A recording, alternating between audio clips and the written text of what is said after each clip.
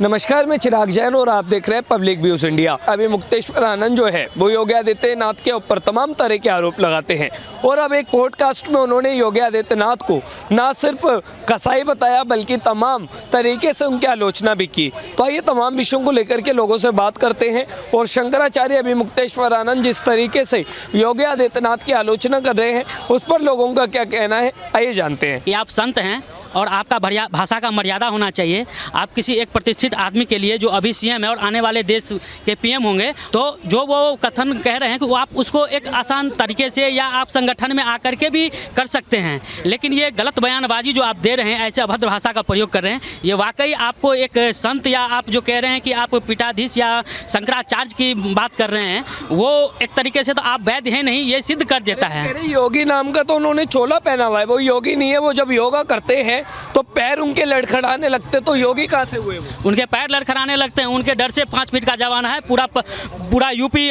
पूरा देश हिल रहा है उनके डर से। मात्र 5 फीट का बंदा है, बड़ा 7-7 फीट का बंदा वहाँ गीला कर देता है पेंट उनके सामने है। वो शख्सियत है, समझ रहे हैं। और ये जो बाबा जो बात बता रहे हैं, ये जो अभितानंद बता रहे हैं, ये उनको भाषा का संयम रखना चाहिए। और सबसे पहले तो उनको ये बताना चाहिए कि आप जो पीठाधीश बने हैं उनका कोई वैद्य आपके पास सबूत है नहीं, तो आप किसी को आरोप प्रत्यारोप लगाएं तो जरा सोच समझ के लगाएं, क्योंकि ये जो गौ हत्या है या गाय कट रही है, ये छोटी समस्या नहीं है, बड़ी समस्या है। उसमें सारे शंकराचार्यों को एक जगह आना पड़ेगा। यहाँ तो हमारे शंकराचार्य अलग अलग हैं। सबसे पहले शंकराचार्यों को मिल के, हमारे पूरी के जो शंकराचार्य हैं वो बिना चप्पल जूता बिना सिंहासन के हैं, क्योंकि उन्हें प्रण किया है कि जब तक भारत में गोहत्या बंद नहीं होगी तब तक मैं जूता चप्पल नहीं पहनूंगा। तो उनका ये विरोध करेंगे, उनका वो विरोध करेंगे, जब तक आपका अपना एक सहमति नहीं होगा। क्योंकि जो हमारे शंकराचार्य जी थे वो 4 मठों का इसलिए स्थापना किया था क्योंकि उस समय पे जो हिंदुत्व संस्कृति थी उनका लोप हो रहा था।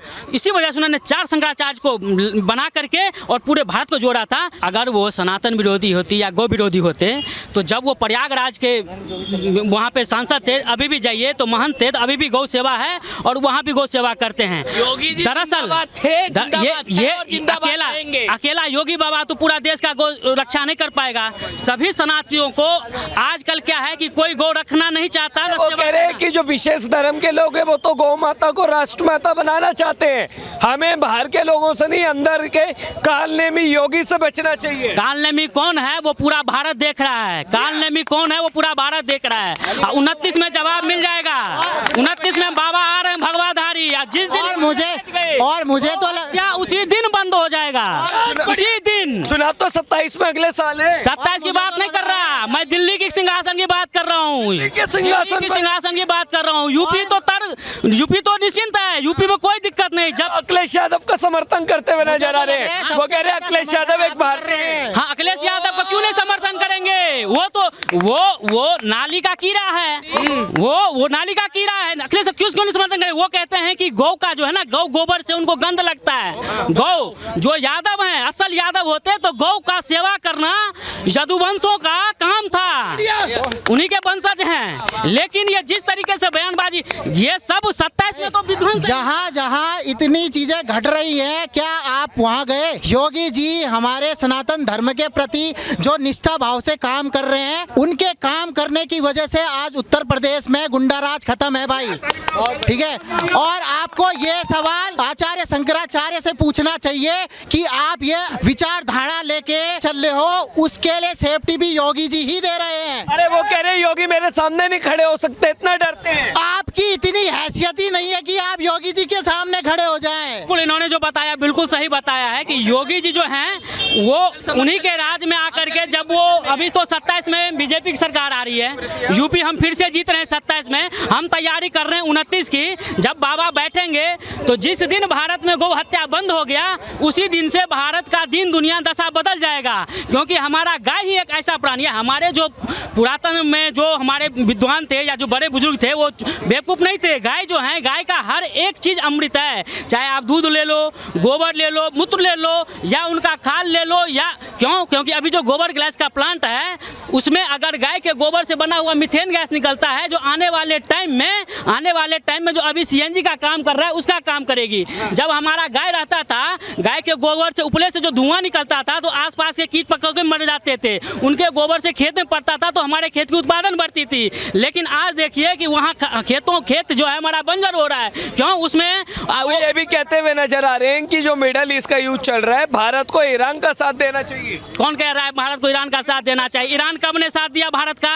ना 71 में साथ दिया, ना 65 में साथ दिया, ना 99 में साथ दिया। कब साथ दिया भैया? जो हम उसका साथ देंगे, जो हमारा साथ देगा हम उसी का साथ देंगे, और जो हमारा राष्ट्र का साथ देगा हम सिर्फ उसका साथ हैं और किसी के साथ नहीं है। जो हमारे राष्ट्र के विरोध में बात करेंगे उनको इस देश से निकाल दिया जाएगा या आने वाले टाइम में सूली पे फंदा पे लटका दिया जाएगा। ये भी सही बता रहा हूँ मैं हमारे आपको। राष्ट्र सर आपका कहना है? प्रमोद, मैं तो पूर्णतः असहमत हूँ इससे, क्योंकि भारत में शंकराचार्य जो बनाए गए थे वो धर्म के प्रचार और प्रसार के लिए बनाए गए। आज की तारीख में अभी उनकी जो लाइफ स्टाइल है देखा जाए, जो शंकराचार्य हैं जिस तरह के, ये भौतिक सुख सुविधाओं में इतने ज़्यादा लिप्त हो गए हैं कि किसी न किसी राजनीतिक पार्टियों के समर्थन में वो पार्टी के सदस्य जैसा चाह रहे हैं वैसे शंकराचार्य से बुलवा लें। तो मेरे ख्याल से उनका ये बोलना जो है बहुत ही अनुचित है। योगी आदित्यनाथ का अपना एक कद है, उनका अपना एक अस्तित्व है, और उनके ऊपर प्रश्न चिन्ह लगाना आसमान पर थूकने के बराबर है। मुझे नहीं लगता कि योगी आदित्यनाथ के बारे में अगर वो कुछ कह रहे हैं तो इससे उनके अस्मिता पर कोई फ़र्क पड़ने वाला है या कोई उनसे राजी होगा। वो कह रहे हैं कि उनके राज्य में लगातार जो है वो गौ तस्करी हो रही है, गौ हत्याएं हो रही है, पर योगी आदित्यनाथ जो है वो चुप है, और अगर उन्हें पकड़ा भी जा रहा है गुनहगारों को तो उनकी पुलिस उन्हें छोड़ रही है। तो इस पर आप क्या कह रहे हैं? इसके बारे में मुझे आइडिया नहीं है, लेकिन इतना जानता हूँ कि लॉ एंड ऑर्डर जो भी है उत्तर प्रदेश का योगी जी के आने के बाद से काफ़ी सुधरा है। निसंदेह इसके पीछे कुछ कारण होंगे जिसकी वजह से वो इसमें कोई बोल्ड स्टेप नहीं उठा पा रहे हैं। उनसे पूछा गया कि आप अखिलेश यादव का अखिलेश यादव आपका समर्थन कर रहे हो, उस पर क्या कहेंगे? तो कह रहे हैं कि वो एक भारतीय हैं, सनातन के प्रेमी, इसलिए वो मेरा समर्थन कर रहे हैं। और लगातार अभी मुक्तेश्वर आनंद और अखिलेश यादव एक दूसरे का समर्थन करते हुए नजर आ रहे हैं और योगी जी पर प्रहार कर रहे हैं शंकराचार्य। तो इससे क्या समझ आता है?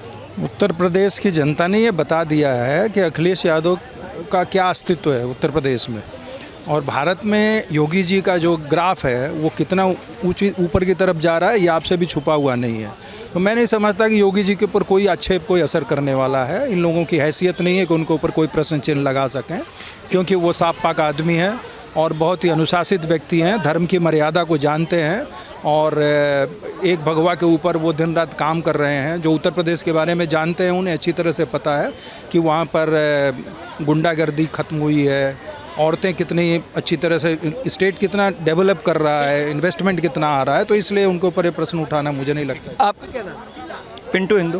देखिए, अभी मुक्तेश्वर आनंद लगातार चर्चाओं में है और अब वो योगी आदित्यनाथ को काल नेमी के बाद कसाई बता रहे हैं। वो कह रहे हैं कि वो धर्म के और सनातन के जो है वो अपराधी है और उन्हें जो है माफ़ी मांगनी चाहिए। क्या कहना चाहेंगे इस पर? देखिए, शंकराचार्य जिस तरीके से अपना मानसिक स्तर खो बैठे हैं, हमें लगता है उन्हें अपने इलाज कराना चाहिए।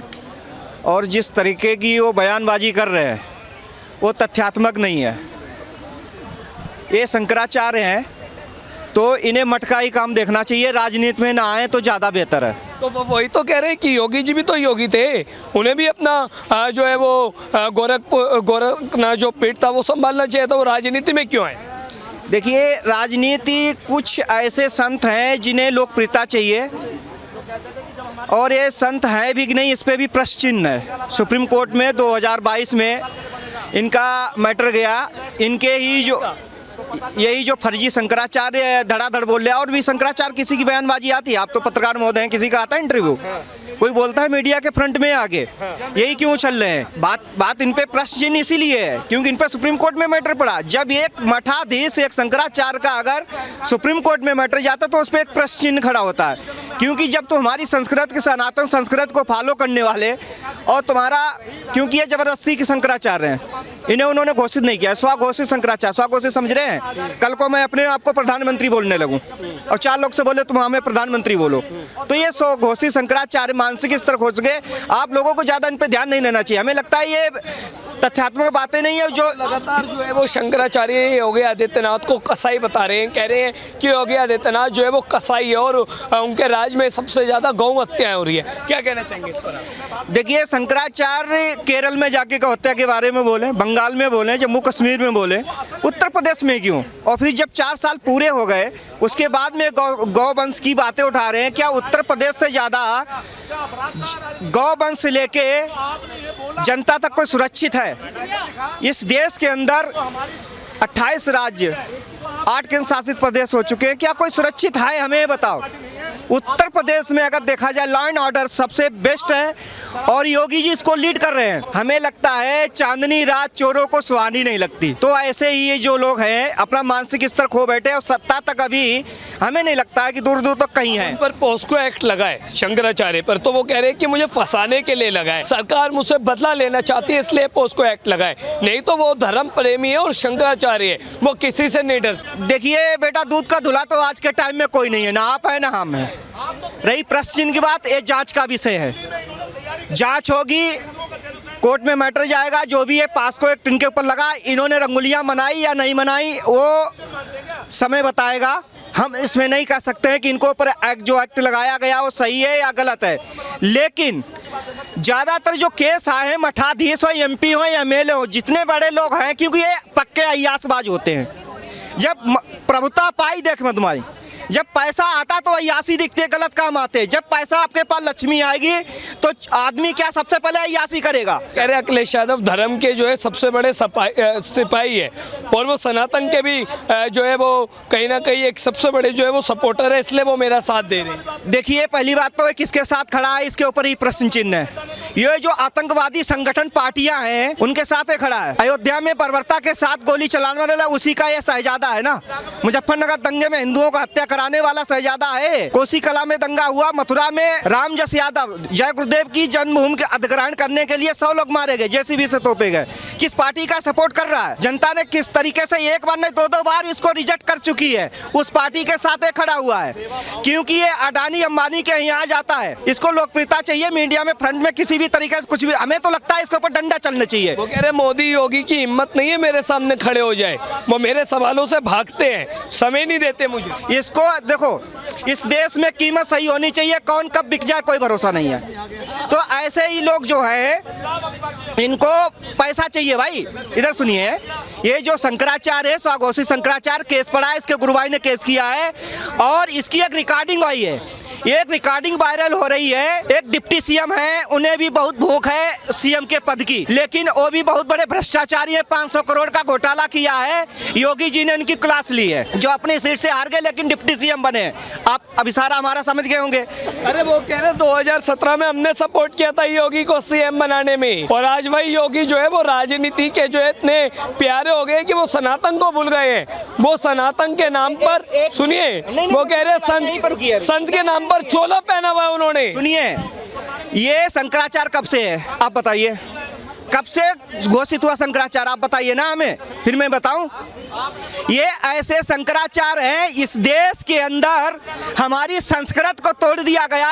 ये शंकराचार्य झाग मराते रहे। हमारे गुरुकुल 300 रह गए इस देश के अंदर, जो सनातन संस्कृत को पूरी दुनिया को फॉलो करता है।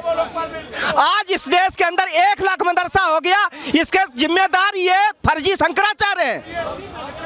ये किस बात का शंकराचार्य है?